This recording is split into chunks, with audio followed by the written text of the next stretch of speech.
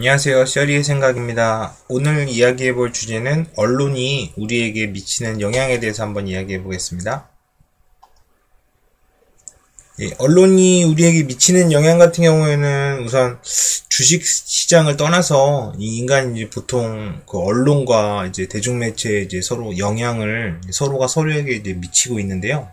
가령 어떤 학자나 저자 아니면 유튜버 등이 이제 생각이나 이론, 뉴스 같은 거를 이제 노하우라든지 투자 방법 같은 걸 이제 공유하죠. 아니면 혹은 뉴스가 되든요. 그게 재생산이 돼서 이제 퍼지게 되고 이제 그런 방법이나 노하우가 대중화가 되거나 하면은 이제 대중화를 통해서 이제 흐름을 타면 실제 이제 대세가 되게 돼버리는 거죠. 이런 경우가 이제 대표적으로 이제 언론이 이제 영향을 미치는 영향이 있죠. 이 외에도 어떤 그 사건이나 이런 거 조명을 대대적으로 할 경우에는 사람들이 이슈를 사게 되고 사람들의 생각이나 이제 영향을 미치게 되는 거죠. 근데 이제 뉴스나 전문가가 이제 항상 진실만을 말하거나 이제 그게 말하는 게 정답이 아닌 경우가 있는데요. 물론 시점이 다를 수도 있고요. 아니면 이제 그때는 그게 진실이었지만 시간이 지나서 이제 바뀐다거나. 그들도 이제 미래일이기 때문에 이제 데이터라든지 경험, 정보가 이제 더 많은 거일 뿐이지 100%는 아닙니다. 미래를 확실히 알 수 없기 때문에.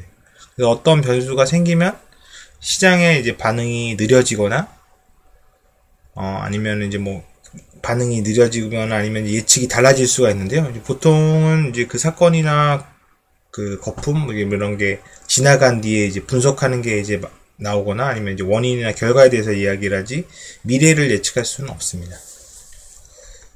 근데 이제 저 같은 경우에는 이제 몇 년 전에 어떤 책을 굉장히 이제 감명 깊게 읽고 앞으로 이제 큰 하락을 예견해서 이제 책을 보고 이제 조만간 시그널이 왔구나, 조만간 위기가 왔구나 이런 생각을 했었는데요.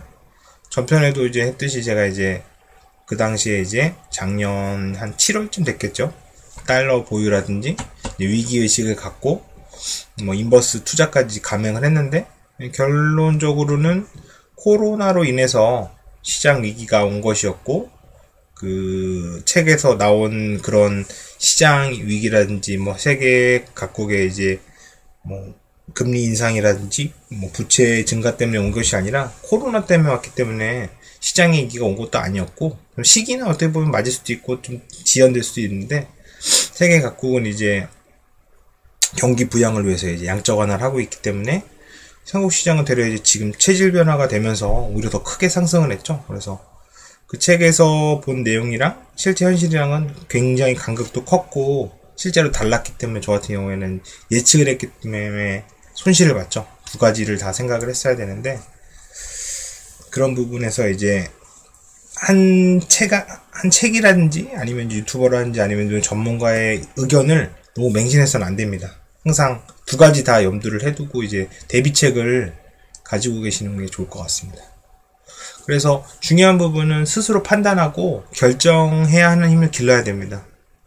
그래서 어떤 위기든 아니면 기회든 정확한 시기는 아무도 알 수 없기 때문에 시장은 이때 또 계속해서 변화하기 때문에 다른 사람의 말만 믿고 자신이 이제 본인이 스스로 생각하지 않으면은 시장에서 계속 살아남을 수가 없습니다. 어떤 예를 들어서 유튜버라든지 전문가의 의견을 듣고 그 사람처럼 행동을 하면 되는데 그 믿음을 처음부터 끝까지 결과와 상관없이 믿고 의지하면 상관이 없는데 만약에 올랐을 때는 맹신하고 인기를 보내다가 갑자기 하락했을 때 아니면 혹은 자기가 버티지 못했을 때는 그 원망의 화살이 갈 수 있기 때문에 스스로 생각하고 스스로 판단해야지 그게 실패를 하든 성공을 하든 자기의 자산으로 남는데 다른 사람에 의해서 결정하고 판단하게 돼버리면은 자기 투자 철학이 없기 때문에 배울 수 있는 게 별로 없습니다.